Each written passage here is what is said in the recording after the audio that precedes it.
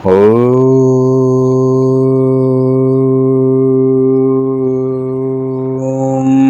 सूर्याय नमः। ओम नमस्ते। आज हम बात करेंगे मधुमेह अर्थात डायबिटीज़, जो घर घर में इस समय, जैसे घर में हमारे छोटे बच्चे रहते हैं, जैसे बड़े बुजुर्ग रहते हैं, जैसे हम रहते हैं, वैसे ही मधुमेह ने भी अपना स्थान ले लिया है हमारे घरों में। और हर घर में किसी न किसी को किसी न किसी प्रकार से किसी भी आयु वर्ग में मधुमेह हो जा रहा है। तो आइए कुछ आसन करते हैं। उसके लिए सबसे पहले हम बैठ जाएंगे वज्रासन में। और वज्रासन में बैठने का तरीका है कि हम ऐसे ये और दोनों पैर ऐसे पीछे और साथ में ये पैर बाहर की ओर रहेंगे, ऐसे ऐसे ऐसे बैठ करके यह वज्रासन की स्थिति कहलाती है। और यह वज्रासन खाना खाने के पश्चात का एकमात्र किए जाने वाला आसन है। तो इसको हम खाना खाने के बाद भी करना ही चाहिए। जो लोग नित्य प्रति घूमते हैं वे लोग घूमने के बजाय इसमें अवश्य बैठें। बस यह ध्यान रहे कि घुटनों का दर्द ना हो। तो घुटने के दर्द वालों को ऐसे नहीं बैठना है। वज्रासन जितनी देर बैठ पाए, कम से कम 3 से 5 मिनट प्रतिदिन बैठें खाना खाने के पश्चात। आइए हम करते हैं मधुमेह के लिए।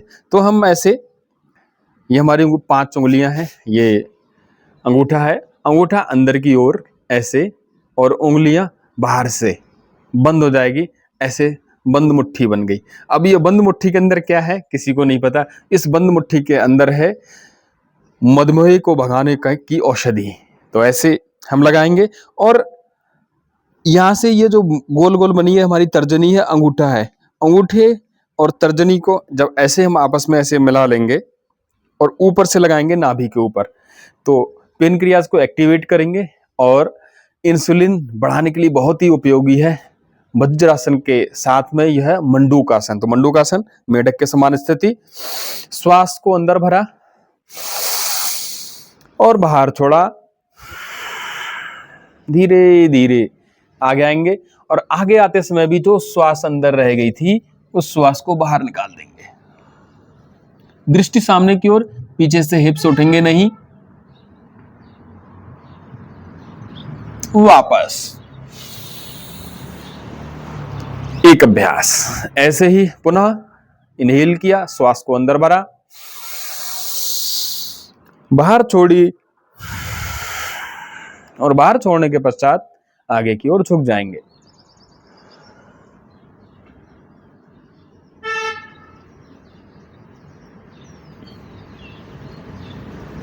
श्वास को अंदर भरते हुए ऊपर उठेंगे। पुनः एक बार और देख लें कैसे करना है। यह जो हमारे हाथ हैं, इन हाथों को ऐसे, जो हमारे अंगूठे हैं, अंगूठे अंदर की ओर रहेंगे और उंगलियां ऐसे बाहर की ओर से बंद हो जाएंगी और ऐसे करके हम मिला देंगे सामने से। और यह वाला जो हिस्सा है तर्जनी और अंगूठे का, इसको जब ऐसे मिलाएंगे तो यह हिस्सा ऐसे जाकर के नाभि के ऊपर लग जाएगा। श्वास को भरेंगे, बाहर छोड़ेंगे और प्रसन्नता के साथ में यूं ऐसे दृष्टि सामने की ओर रहेगी तो दबाव अत्यधिक पड़ेगा, अधिक दबाव पड़ेगा नाभि क्षेत्र में। श्वास बाहरी रहेगी, जितनी देर रुक सके उतनी देर रुकेंगे और ये वापस। तो ये कहलाया हमारा वज्रासन के साथ में मंडूकासन। जिस प्रकार से एलोपैथिक औषधियों में साइड इफेक्ट्स होते हैं, लेकिन उसके विपरीत यदि हम योग की बात करें, आयुर्वेद की बात करें, तो योग में डायरेक्ट जो बेनिफिट है उसके साथ में साइड बेनिफिट भी होते हैं। तो योग करेंगे तो हमें साइड बेनिफिट मिलेंगे, और यदि हम एलोपैथ में जाएंगे तो हमें साइड इफेक्ट मिलेंगे। निर्णय हमारे हाथ में है कि हम क्या करना चाहते हैं। तो इस प्रकार से यह मंडूकासन। अब मंडूकासन के बाद में हम करेंगे गोमुखासन।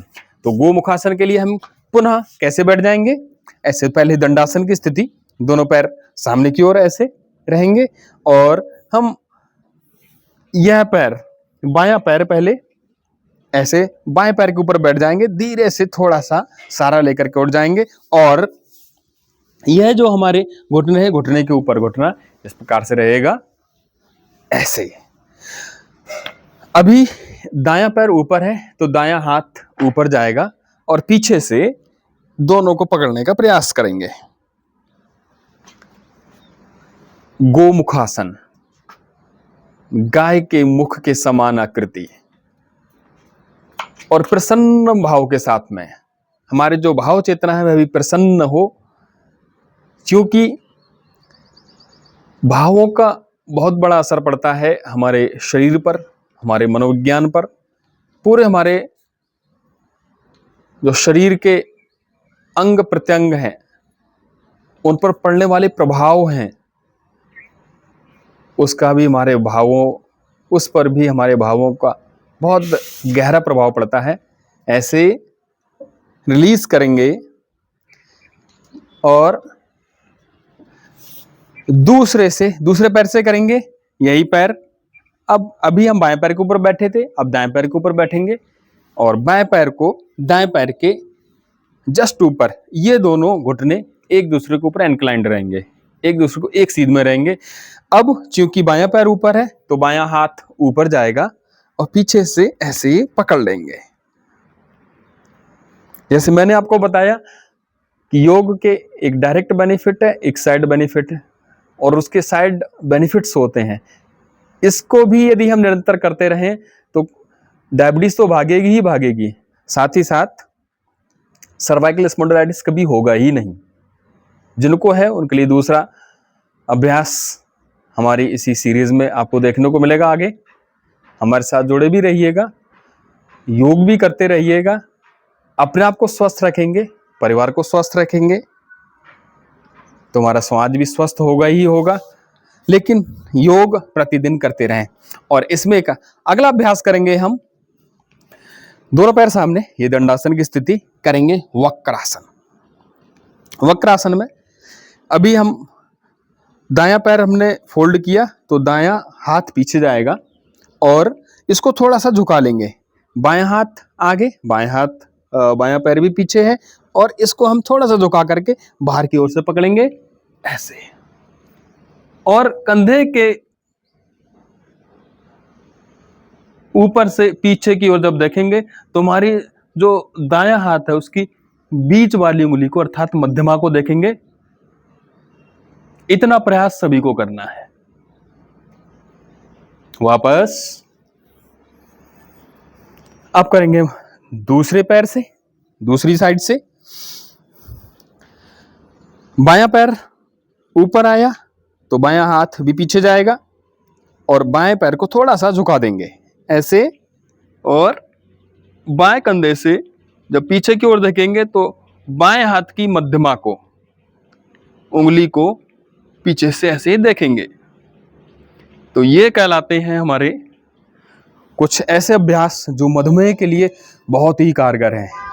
तो आप हमारे इस मधुमेह का जो हम प्रथम भाग है उसमें आपने किया, आगे इसी प्रकार से आप जुड़े रहें। अगला अभ्यास और एडवांस के साथ में आपके मध्य में फिर से उपस्थित होंगे।